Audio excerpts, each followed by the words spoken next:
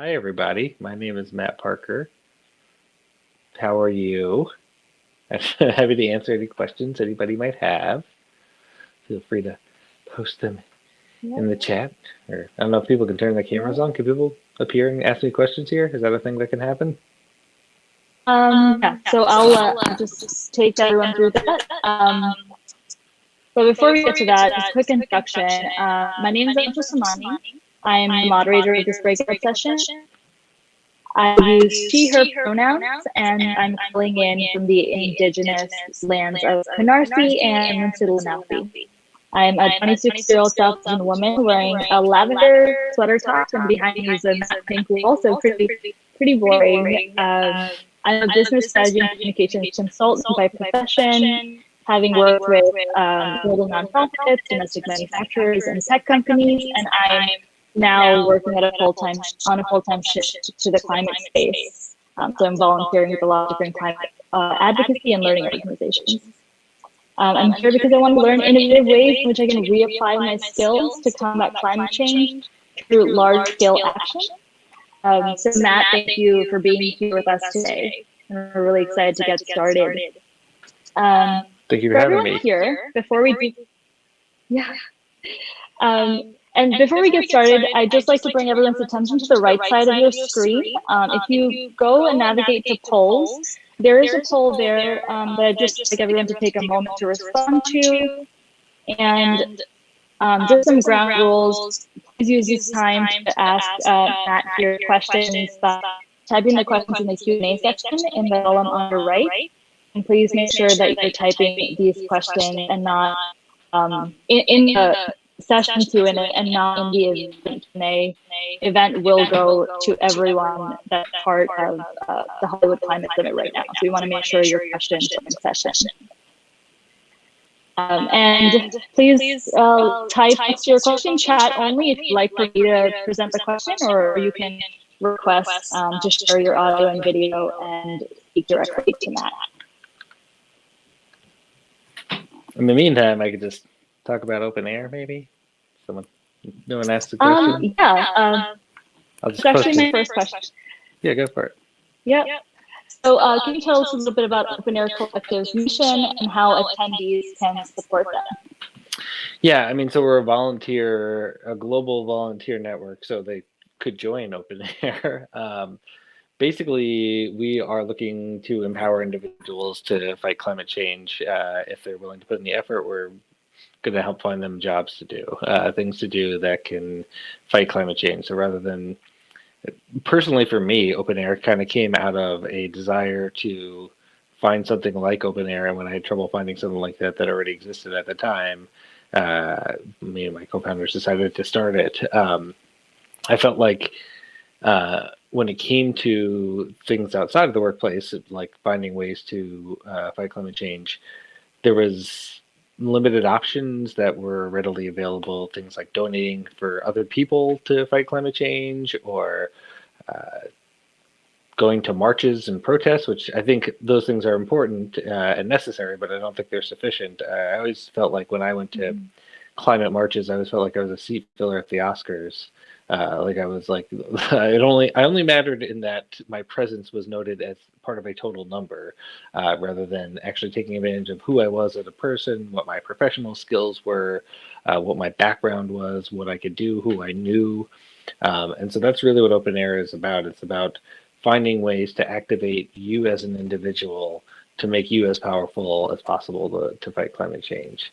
And so we have found causes and things that can really maximize people's impact. Sometimes there are things that are very exciting to lots of people, like building our own open source hardware direct air carbon capture machines, which are machines that pull CO2 out of the ambient air, sort of like dehumidifiers, but more decarbonizers that can actually pull CO2 out of the air, to things that are less exciting, like lots of legislation around low embodied carbon concrete, which greatly reduces the carbon emissions from common building materials. But if you're willing to put the time in, we can find a way to make you effective. We just got a big piece of legislation passed in New York State to create a standard for low embodied carbon concrete. We've got bills in New Jersey, Virginia, We're working on a few other states. California and Denver just did their own versions of those. Their bike lane. We're working on federal legislation around that. So, but we also have lots of missions that are just started by our members, where they come in and say like, "Hey, I'd like to do this. How do we get started?" And we try and find a way to make that happen. And a lot of those have become core parts of the open air mission. So if you have an idea about something you want to do, come find us and we will try to help activate it. No, incredible, Matt. Carbon capture is definitely one of the solutions that we have to look towards as we de-escalate the climate crisis. Yeah. So no, thank you for the work that you're doing there.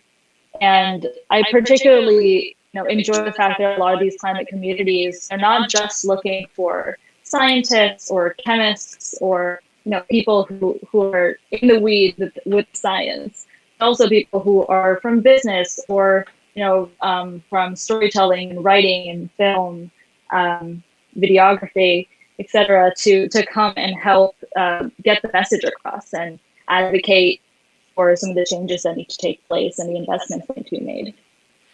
Yeah, I mean, people say like this is an all hands on deck situation. That implies that not all hands are equal and we'll just take whoever we can get. But I honestly feel like part of the big change that we've started to see in people's attitudes for climate change has been around messaging, has been around people's being activated. And I think a lot of that goes to storytelling. And I think part of the problem historically around climate change and getting people to act around it has been sort of a lack of urgency, a lack of engagement with the general public. And I think that's where, places like Hollywood can really come in handy and can really shift the narrative. I frequently work with an organization called Games for Change. And, I think games and film media in general can have a tremendous impact on how people think about things. I think there's historic examples of this going back to probably before, but I always like to think of Uncle Tom's Cabin. When Abraham Lincoln met the author, he said, "You're the little lady who started this big war." Like people's opinions can be greatly changed by the stories that they read and the people who consume them. And so I feel like when I watch TV, I watch movies, and I feel like half of our media these days is about post-apocalyptic futures, but none of them are the ones that we're actually facing. They're usually like zombies or aliens or something like that. I think more stories about what is actually in store for us and how we can combat it and how we have to think about that would change a lot of people's minds. Definitely. There's also, during the main stage discussion, we were talking about how climate change really needs to be baked into storytelling. And, language is such a powerful tool to getting more people on board with climate action, advocating more, taking the political action necessary, and changing minds of people in their communities, their friends, their families, and people beyond in their networks. Yeah, messaging around those things is actually, the name climate change, I think it's actually started as a Republican talking point because they didn't want people to saying global warming, and they wanted to say, "Oh, it's not global warming. It's just things are changing. It's just a change. It's not warming implies like a bad change." But I do think it is something where we've let the wrong people control the narrative for too long. There was a huge Business Insider's article recently that said that there was basically the fossil fuel, oil, and like plastic producers have started campaigns decades ago, spent millions of dollars convincing like people that they should back things like recycling programs rather than plastic bans. So rather than getting rid of the things that are causing the problem, they shift the responsibility from them to stop doing what they're doing to individuals to try and clean up the mess that they were making. And I think that's been consistent through climate change for a long time. So I think, climate change in a way is we've been tricked into thinking we've got to like feel bad about it because we're doing it as individuals. And I think really what we have to do is realize the power that we have when we band together as individuals to push back on these bad actors and really change the way things are done. And I think, there was some talk about equality in the panel. I really think carbon removal is a underappreciated part of that because most of the emissions that have come in the world have come from, the developed countries who are creating problems for the global south, right? So like the places that are most affected by climate change are the ones closest to the equator. They're not the ones who produce most of the emissions. So I think it's our responsibility as the sort of more developed nations to clean up the mess that we've made for these other places. Yeah, definitely. And this starts with meeting people where they're at and taking it from there. We do have one question that just came in. Wilma, would you like to come onto the stage and ask the question?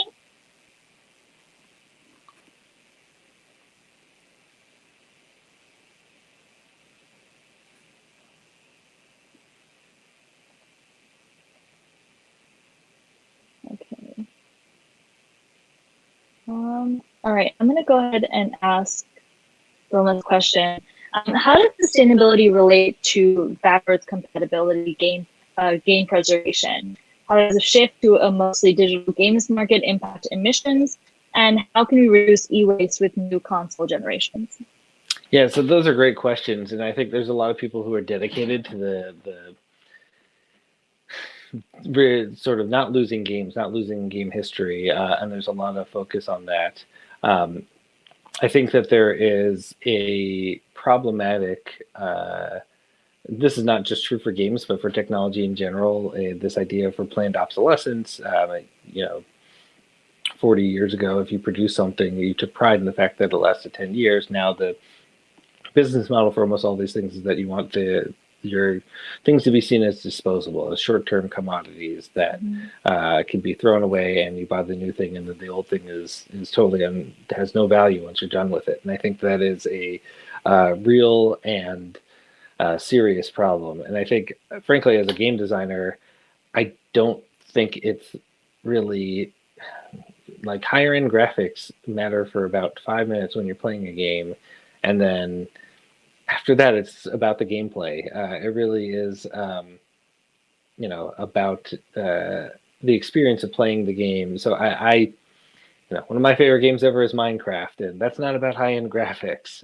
So I do feel like there is an unfortunate push for that, and I think that's part of there's. Was talking in the panel about like making changes and that we don't have to sacrifice, quality or money for these things.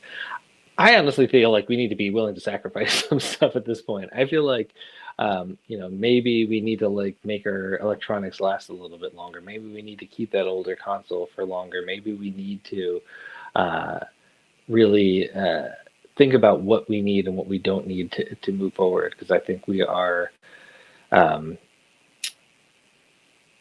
encouraged to waste by the products that are produced, and we need to maybe vote with our wallets a little bit about whether or not we're willing to march along that same line.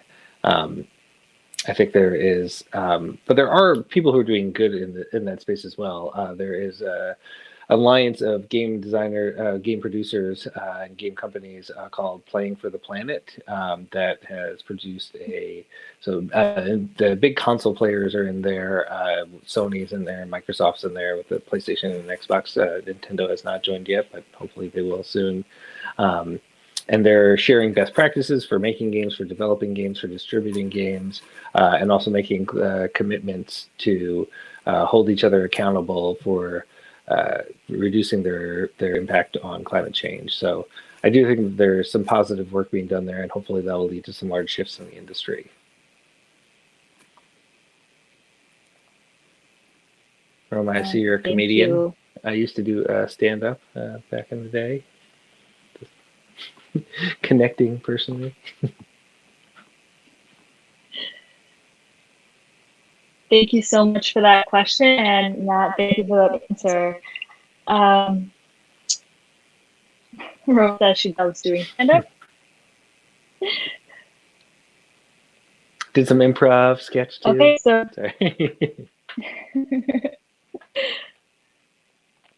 so while we wait for more questions to come in, I'll jump back a little bit to the OpenAir Collective.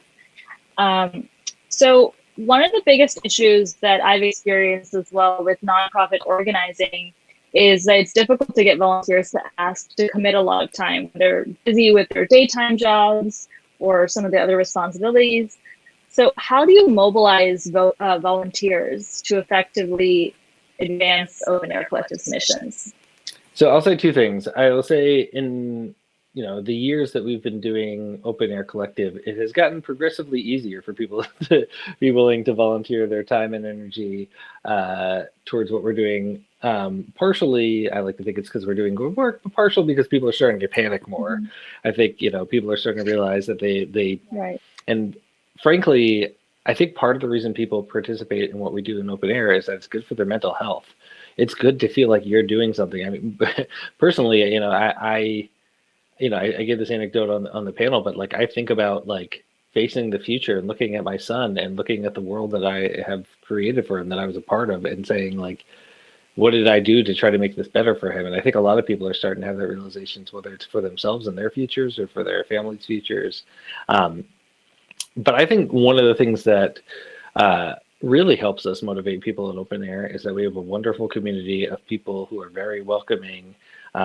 We really try to put individuals first. When people join, we try to always have one-on-one conversations with them, or at least always offer to talk to them. We have regular meetings where you get to see people's faces and talk to people.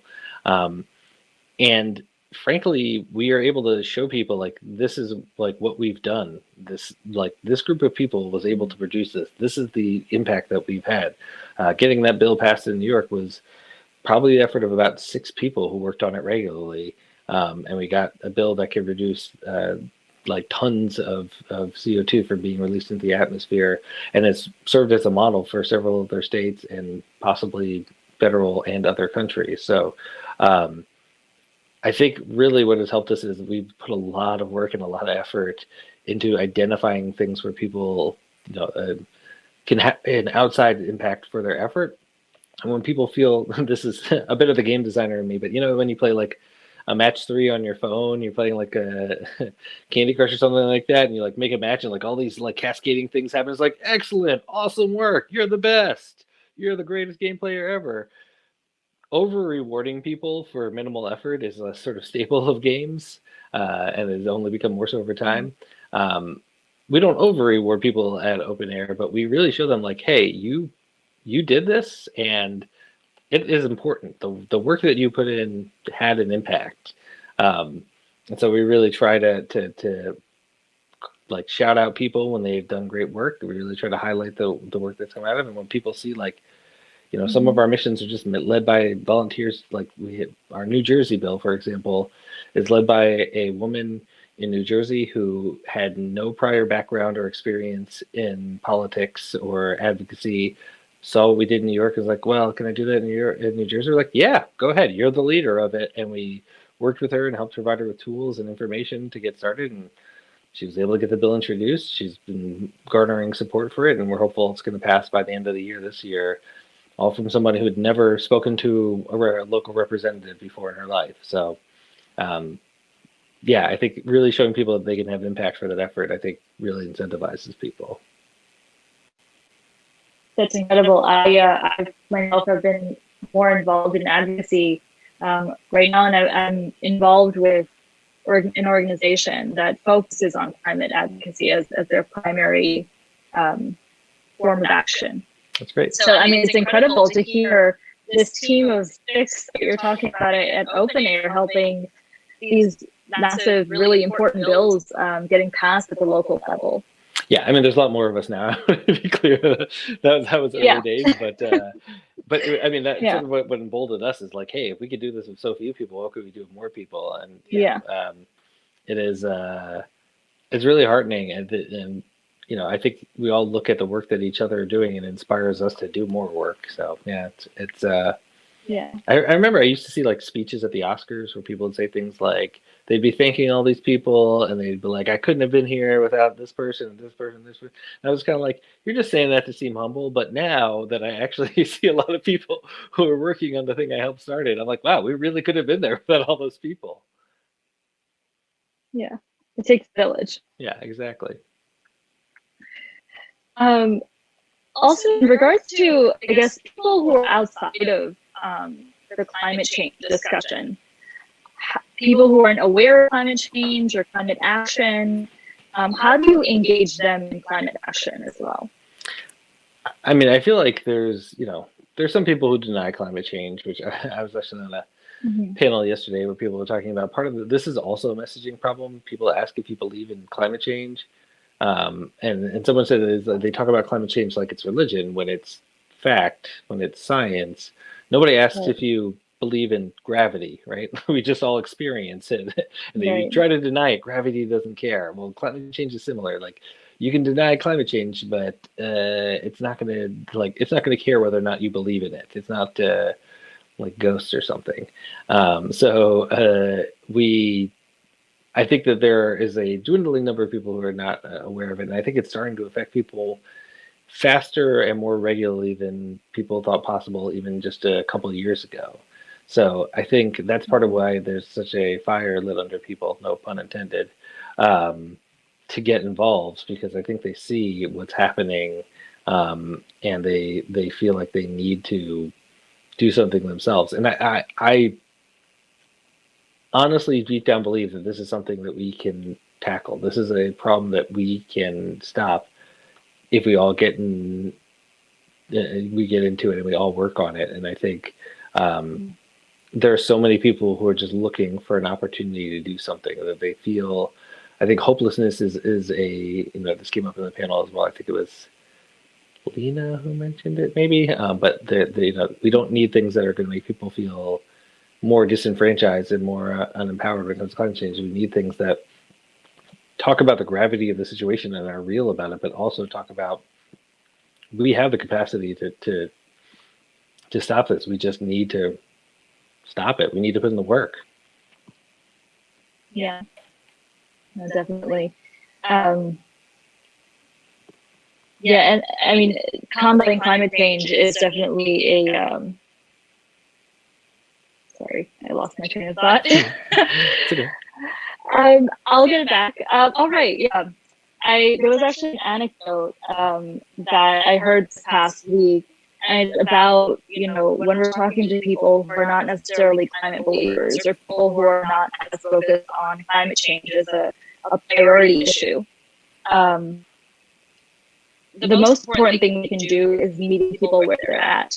So there was someone who's really involved in climate change right now, but she was giving an anecdote about how one of her first actions in the climate space was reaching out to a Republican representative in Texas, where she was from.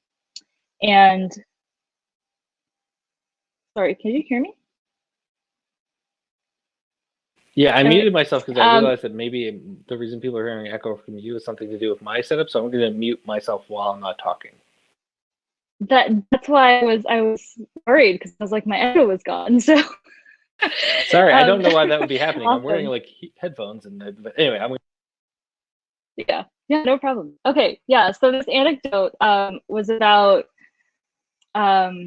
she reached out to a Republican senator who was a climate denier in the state of Texas. This was many years ago, and she studied his platform, and the way that she approached him was by not tackling climate change, because he already knew. He approached her, he said, if you're going to talk about climate change, this is going to be a very short conversation. But instead, she knew that he was a director on a board of a hospital and really cared about healthcare as one of the central issues for his constituents. So she spoke to him about healthcare, and it really talks to the fact that climate change is an issue that pervades a lot of these different areas and issue areas that people prioritize and they care about, and your representatives care about. So meeting people on the issues that they truly care about and where they want to make an impact is one of the best ways that I think that we can, instigate some of these conversations around climate change and the changes we need to make and the shifts we need to make in society and in our institutions. I will say that I also think that the Republican Party has been historically not the most willing to speak about climate change or willing to accept it. I think, they've sort of bifurcated into like two extremes where now I think the more moderate Republicans are like willing to say, yeah, this is a thing. We should probably do something about it. They're not where I would like them to be, but at least they're a trend in the right direction. And then there's people just like it's not real, and I just feel like you can't. Um, you can only hold that position for so long, and there's enough work to be done with the people who you can convince that we shouldn't be overly focused on the people you can't convince. But um, I do think there is more room there than people think. So, for example, this low embodied carbon concrete bill that we got passed in New York State, an overwhelming majority of Republicans voted for it. So we in New York State, there is a trifecta where the Democratic Party holds the both the houses and the governorship, and that would be enough that if you just got the Democrats on board, you could still get a bill passed. But we didn't have to do that for our bill because we were able to get the majority of Republicans to support it in New York State. Now, Republicans in different states are different, and I think there is a real problem in America in general where people are choosing which facts to believe and which facts not to believe, and I think that extends beyond climate change into COVID, and I think that is going to have dire consequences for a lot of people, unfortunately. But I think as more time goes on, the more I've been heartened by how many people have made climate change a priority for themselves, and it has risen in people's. Just when we started OpenAir, I think climate change was not even the top 10 issues for the average Democratic voter, and that has shifted dramatically. Where a lot of I don't remember the exact poll I saw on this, but for I think it was for majority Democrats, it's their top issue now. So I just feel like it is a changing landscape, and I am cautiously optimistic that we will change fast enough to protect ourselves from the worst outcomes. Definitely. As an educator, I'd like to talk about that. How do you think curricula and teaching methods should integrate knowledge about climate change? I do think that our education system is seriously lacking in this area. So, I mean, as a teacher, as a professor, what's your perspective on that? Yeah, I mean, I try to share my experiences and talk about it as often as I can. I think my responsibility as an educator is not just to teach what the specific topic of this class is about, but to share my sort of general feelings and knowledge with students and allow for them to share their thoughts and perspective on it. So pretty much every class I teach, I bring up climate change as an issue and talk to people about what their feelings and perspectives on it are. I think there is I think it starts at a young age. So I'll say, my 4-year-old talks about climate change all the time. He's 4.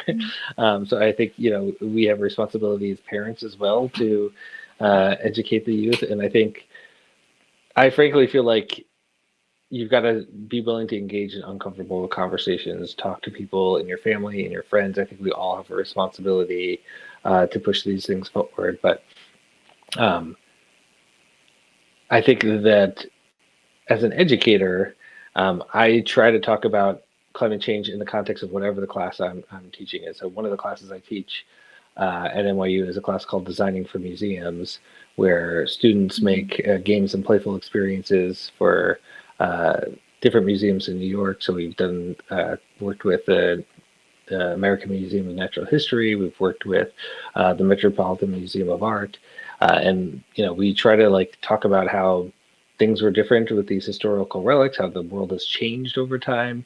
The Museum of Natural History is literally about natural history, which is changing dramatically these days. And so a lot of the projects that come out of that class are focused on climate change because it affects the entire world, the entire ecosystem. It kind of goes back to what you were saying before about healthcare. Like there's not an aspect of our life that isn't affected by or touched by climate change. Yeah, climate change is an intersectional issue. Yeah, I mean, if your primary concern is is just like environmental justice, for example, is a huge issue for people right now, and that's part of the reason why I feel like it is so important for places like America that have produced more emissions than almost anybody to clean up those emissions that have been created for other countries in the world, for us to try and fix some of the problems that we've created.